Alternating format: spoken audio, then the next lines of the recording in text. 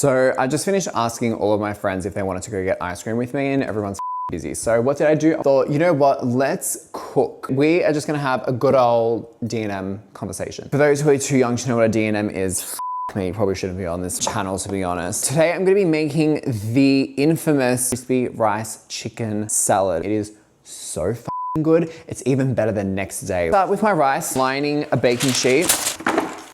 That was a bit aggressive. I'm actually going to oil the baking sheet. I know it sounds actually, let me use a cooking spray because the last time that I did this, the shit got stuck for the actual jasmine rice. Now this has actually already been cooked.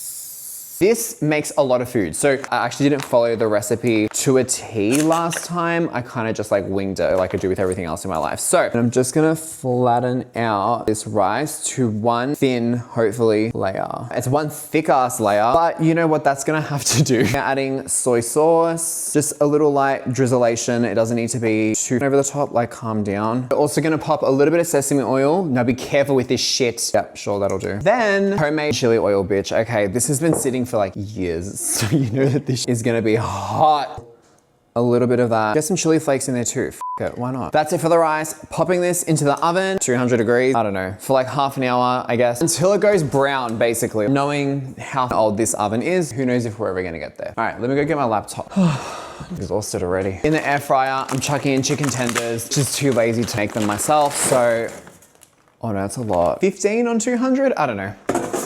So while we are making the salad, let's have a chat. So like I said, all my friends right now are currently busy doing their own thing. It's like the night before everyone goes back to work, so whatever, right? No big deal. It's literally perfect weather outside to go get ice cream, and I asked everyone and everyone's like ghosting me or just too busy. So I was like, all right, cool, whatever, bitches. Cucumber, peel it, cut it up. Sometimes you just, and like I don't really feel lonely at the moment, but sometimes you end up feeling lonely anyway. So instead of spiraling about it or like numbing it out, I thought, have a little chat. Let's get curious, not furious. And that's when I was like, well, let's do something productive with my time so I don't feel like an absolute piece of shit by the end of tonight. I'm just gonna watch this BRB. Whether you're single, whether you have a boyfriend, whether you have a girlfriend, whether you're a significant other at all, living on your own, you're living with family, it really doesn't matter what your situation is, everyone feels this to an extent. I like my spring onion to be thick, chunky boy. Trusty old avocado. Man, the thing that I hate about avocados is that you literally have like a 35-second span of when it's ready to eat, and then you're be very careful when you're slicing avocado. And then I'm just gonna squeeze that bitch straight in there. Oh shit, I didn't put a timer on for this. Put on for 30 and it's looking wider than my ass. Let's not go there. Okay, let's do the dressing. Just some regular Greek yogurt, chuck that in. Where's the paprika? Smoked paprika, slay. So, in a bowl, with our Greek yogurt, we need to add pretty much equal parts mayo. I don't wanna put too much. Also gonna want some sweet chili sauce. About that much, I don't know, that looks good enough. And then paprika. Oh, it says half a teaspoon. I need to stop swearing. That is on my to-do list for this year. Be more, I don't know, what do you call that? Like boring? So what loneliness has kind of looked like for me, especially when you've been single for a really long time, like I have. Like I was dating someone up until a couple months ago. That was very short-lived. That was only like a couple months. Also looked like being, like always being the strong one, the single one in the group. Even though I own a business and I lead people, I still feel emotionally like untethered. Is the best way to put it. And I sometimes find that I feel lonelier after social situations. Like I'll go out with some girlfriends, I'll have the best time, we won't be thinking of anything else, and then I get home and then I'm like, oh. Like it's just the weirdest thing. It creeps up out of nowhere and you're like, why the am I thinking this? Now the types of loneliness that no one talks about is the everyone's busy, but I'm not. I don't want a crowd, I want one person. I miss being chosen without having to ask. For example, chilling at home, you're not doing anything and you see your friends together on like their Insta stories and you're just like, huh. That's a shit feeling. And then you also have the, I've done so much inner work, but I still feel this emptiness. That can very easily send you on a spiral. The things for me that have made it worse is isolating myself from everyone instead of just picking up the phone and being like, hey, I'm actually not okay right now. Replacing connection with productivity.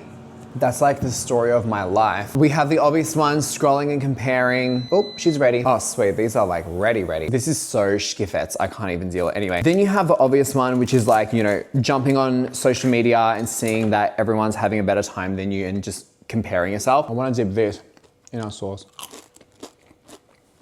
Oh my God. And I think honestly, like one of the most popular is staying in a friendship or a relationship because you're scared of being alone. That is valid, but will only do you more bad than good. Trust me, girl. I think there was a part of me in my long-term relationship that was definitely in that frame of mind. And so I was kind of like, at least I have him. Like, it's not the ideal situation, but at least it's better than nothing. That definitely crossed my mind a couple times. I stayed with him because I loved him, obviously. And that ties into like ignoring the early signs that maybe you shouldn't be in this friendship or relationship and that you should just feel grateful. That is like the ultimate gaslightation, because that's literally self-abandonment 101. Now, in saying all of that, here is what I'm learning. Loneliness is not a personal failure. If anything, it's a signal. It's my body saying, I want connection, not distraction, which is actually great because we so easily can distract ourselves. Social media, Netflix, movies,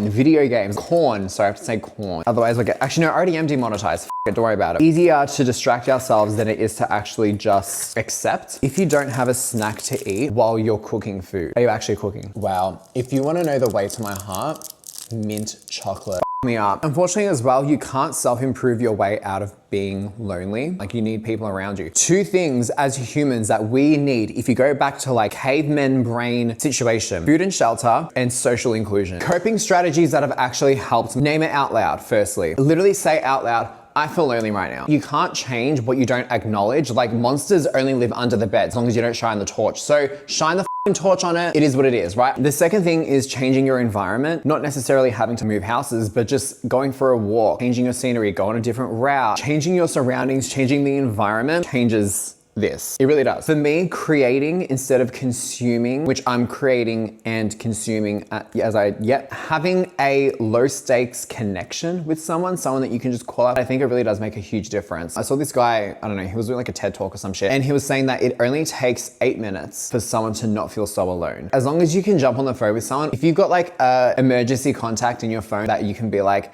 hey, I need 8 minutes. They'll know exactly what's up. They'll duck out, call you straight away. Stepping aside at a party for 8 minutes, not that hard. And the last thing that's really helped me is letting the feeling pass without doing anything about it. Sometimes there is no meaning. Sometimes there is no hidden thing that you need to like figure out. Sometimes it just is what it is. This is very important. What I'm stopping doing, making loneliness mean that I'm behind in life. Number 2, romanticizing the past or exes when I feel empty. 3, forcing plans just to feel normal. We're meeting people where they meet us this year. Remember? Wait, come over here. Up.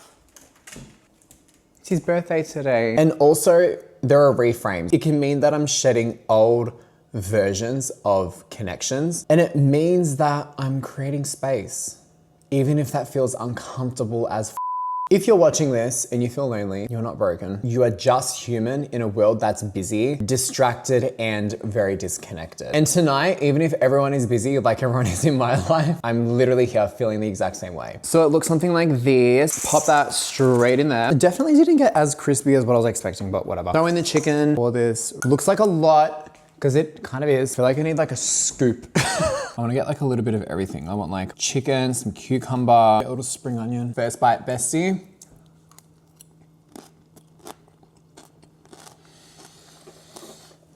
Who thinks of this shit? And if you are kind of like me and you're like in the middle of this really weird part of your life where all of your friends are either married with kids, married, engaged, getting married, and you're single as the Christmas and New Year that just passed may be the last one that you're single for forever. I'm done.